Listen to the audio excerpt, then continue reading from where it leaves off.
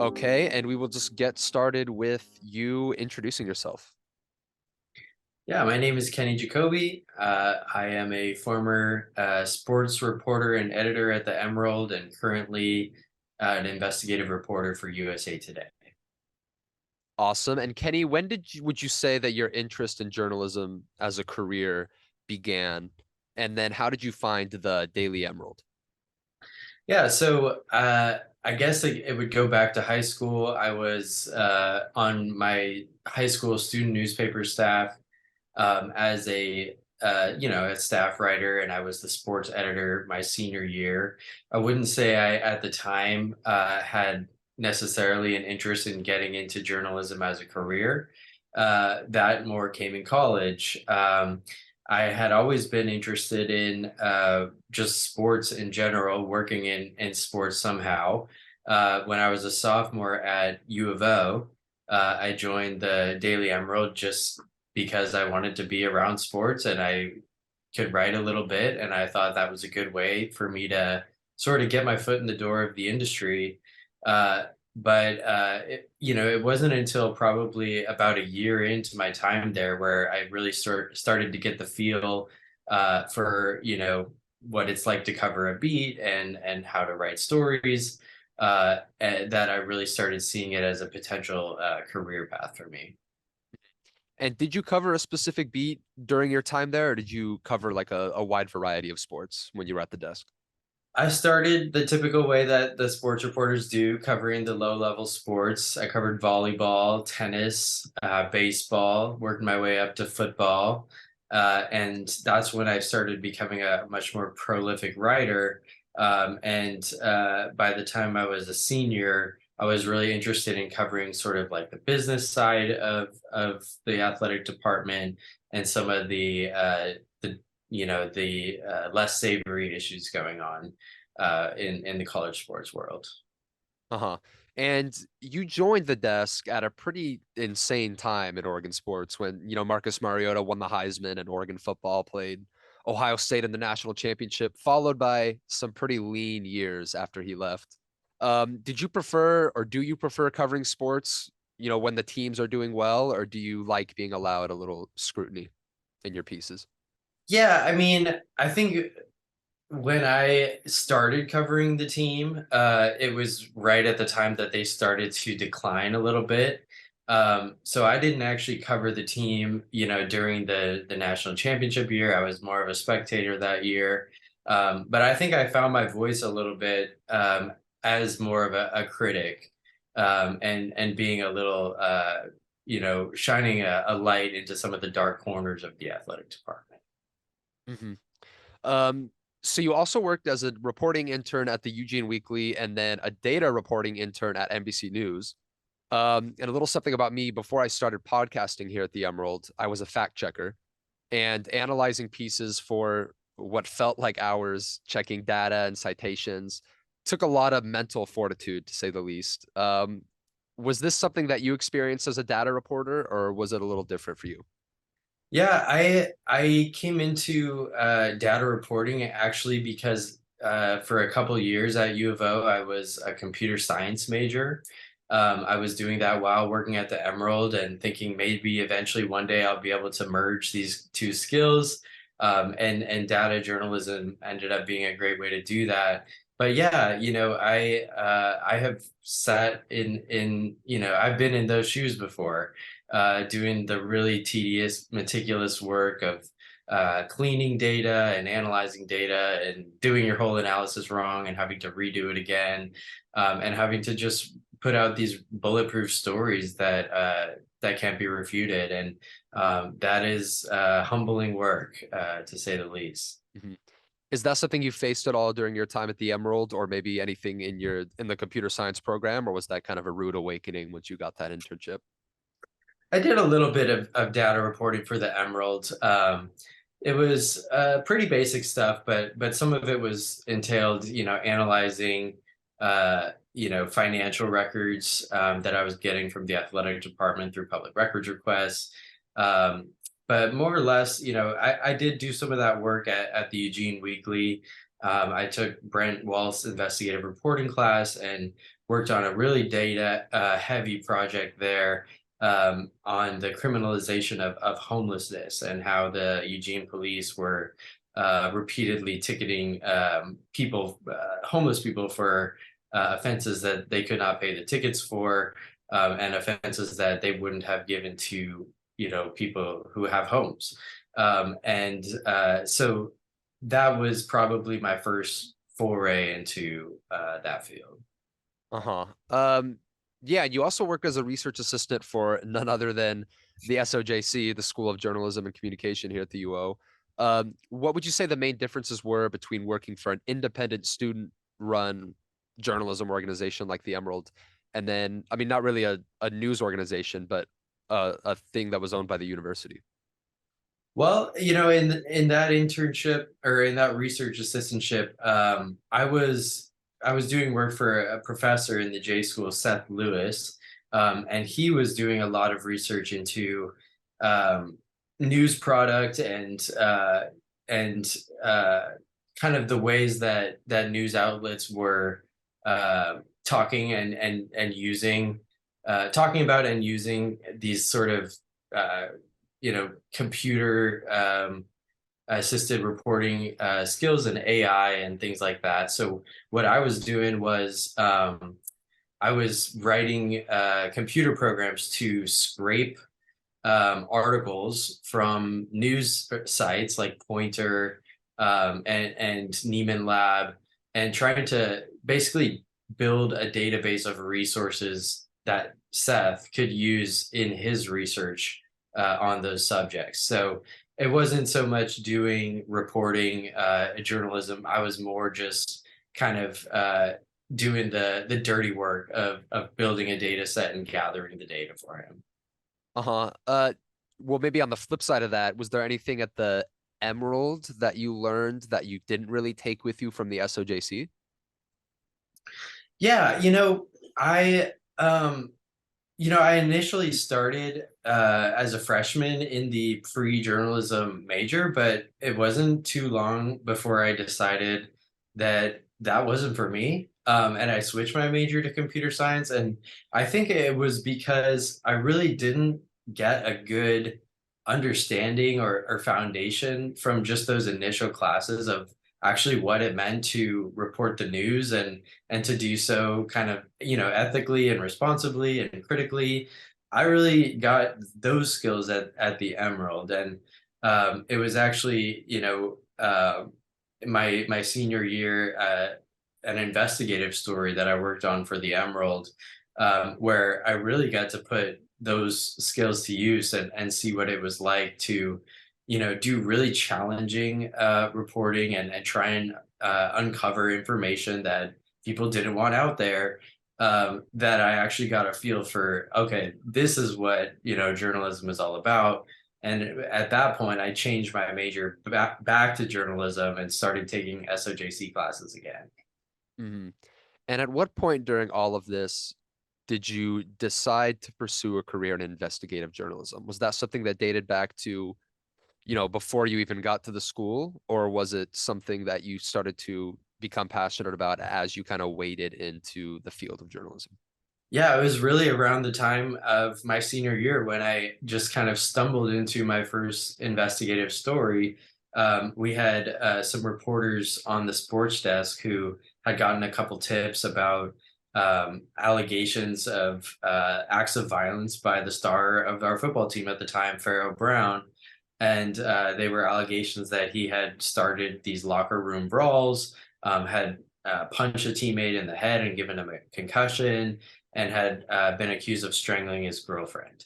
And we worked really hard to vet out those allegations and try and corroborate them with members of the football team who had heard about them or had witnessed something. And at the time, I didn't think of it as investigative reporting, but when we put the story together after a couple months of reporting on it, um, you know, that's when it sort of hit me like, oh, this is what I'm doing. It's investigative reporting. And I really sort of caught the bug at that point and decided that's what I love to do. This is what really gets me going. And so for the rest of that senior year, I was really trying to pursue investigative stories, and that's what ultimately led to my career in investigations. Hmm. Um, you cover a lot of stories about sexual misconduct and gender inequalities in college sports, which are very sensitive topics. Uh, in what ways do you approach these stories that differ from the way you would approach, say, just like a game recap at the Emerald? Well, I think those stories are really built on a foundation of trust. You are only going to get that story out there if you can get these sources, often survivors or people who witness something, to trust that you're going to tell that story responsibly.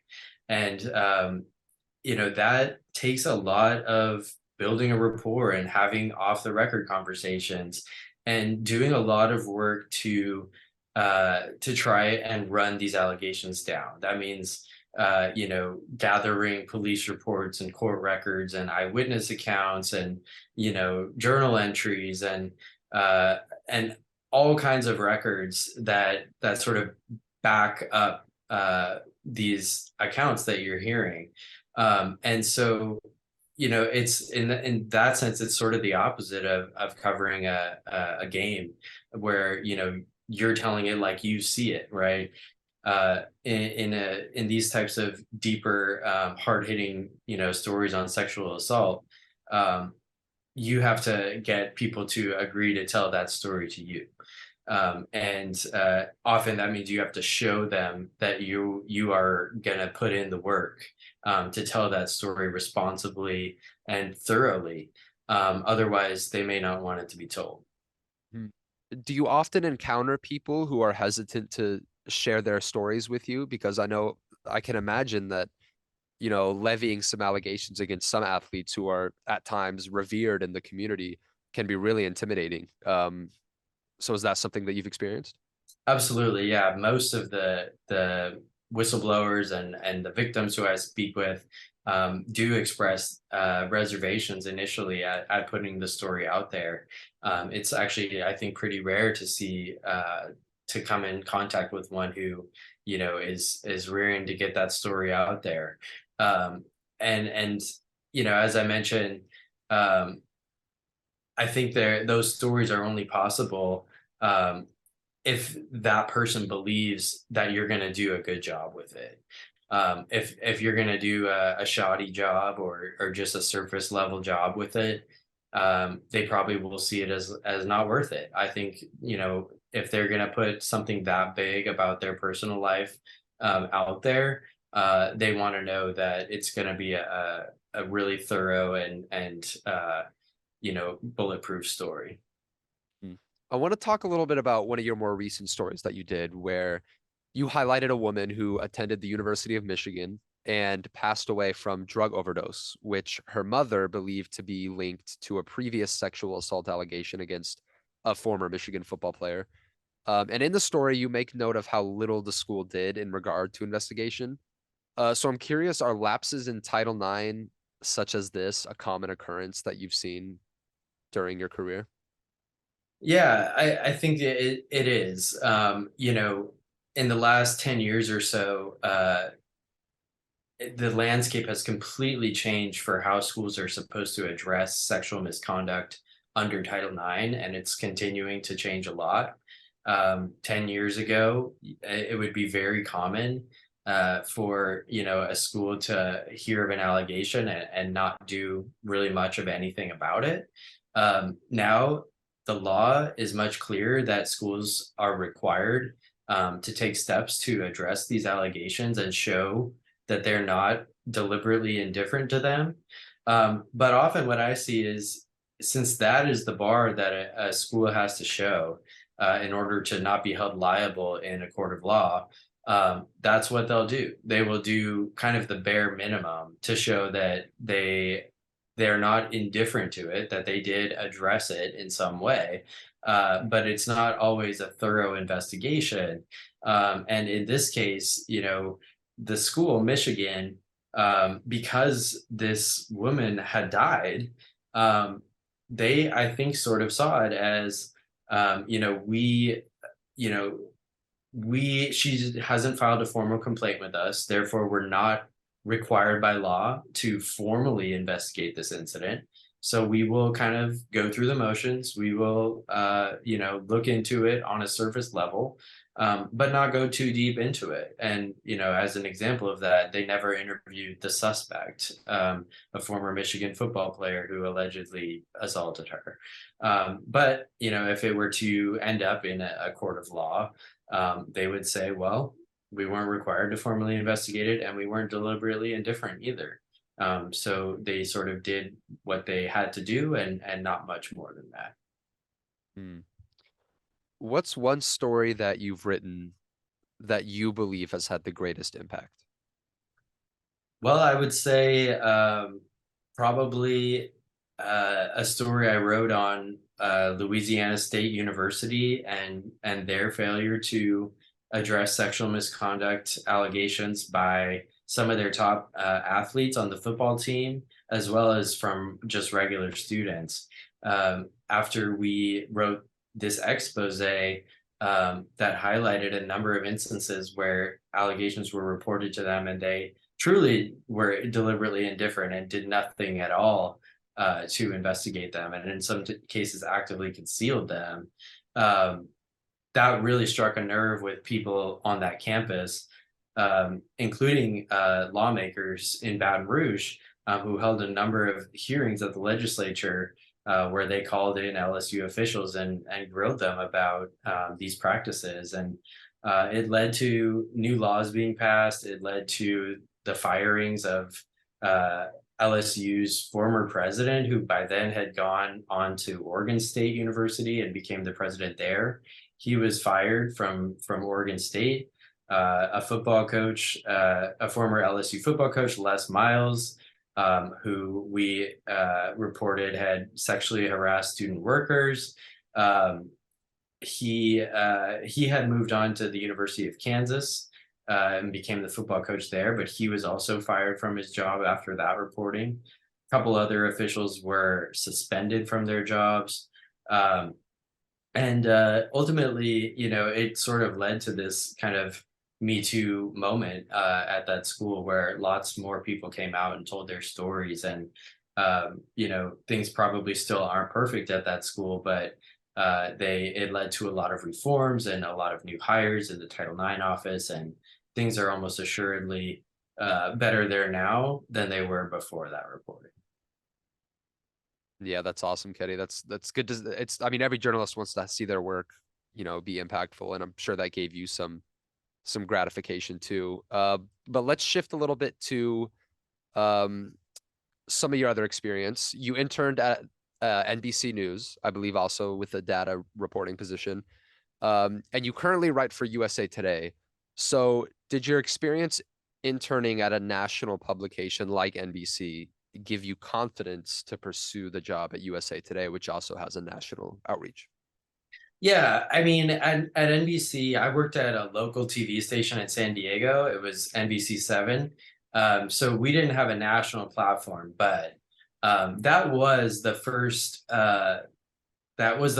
you know, paid internship I got, the first data specific internship I got. And it was the summer before I graduated. I actually came back to U of O and did one more quarter there that I had to finish up. But the internship was through the Dow Jones News Fund. And as part of that, we got to do a week-long training at the University of Missouri through Investigative Reporters and Editors, which is a nonprofit that trains investigative and data journalists. And that was really validating for me, and just to get published at a widely read outlet, to work specifically on an investigative team. That was my first experience with that. And, you know, to be able to publish a few really pretty strong bylines when I got there, that definitely gave me some confidence to be able to go out in the world and do that at other places. It ended up, I after I graduated, I got another data internship at the Palm Beach Post, and through a couple other jobs I had in between, I ended up at USA Today. So it was kind of validating for me to just know that, yeah, I can make it in a bigger market and on an actual IT. What do you miss the most about working in a smaller, more intimate local newsroom like the Emerald or Eugene Weekly?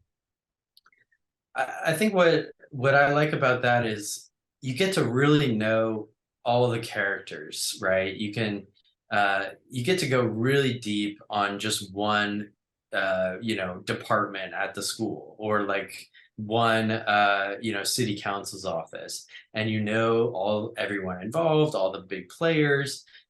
You can really go deep when it is such a narrow focus. Now a lot of the stories that I have to do at USA Today, unless I can show that, a local story has national significance, a lot of the stories I end up doing try to encompass the entire country in some ways. So, as an example, I worked on a big project last year for USA Today um, on schools Title IX compliance in areas of sexual harassment and assault and athletics. And for that, it entailed gathering data and documents from more than 100 different universities all across the US. And that work is just so much more expansive and tedious. And you really can't go as deep into 100 different schools as you can into just one. So in that sense, I do like that local aspect of it, but I also have been able to convince my editors that certain stories like LSU are of national import, and so they are narrow enough that you can have that level of depth to your reporting. Hmm. Yeah, well, Kenny, this has been a wonderful conversation. It is coming to an end, but before we wrap it up, I just want to end with one more question, which is, what's one piece of advice you'd give to your younger self just starting out at the Daily Emerald? Just starting out at the Daily Emerald, I would say, learn how to file public records requests, learn how to crunch numbers in a spreadsheet, and just go that extra mile on a story. You want to be able to sort of separate yourself and show that you do have a unique perspective and a unique voice, and it takes a little while to get that. But I think one way to do that is just to go deep, right? And I think through documents and data is the best way to do it. So that's the advice I would give to any young journalist is if you can develop those skills early on, it'll be hugely advantageous to you down the road. All right, Kenny Jacoby, investigative reporter for USA Today. Kenny, thank you so much for joining me. Thank you, Brennan.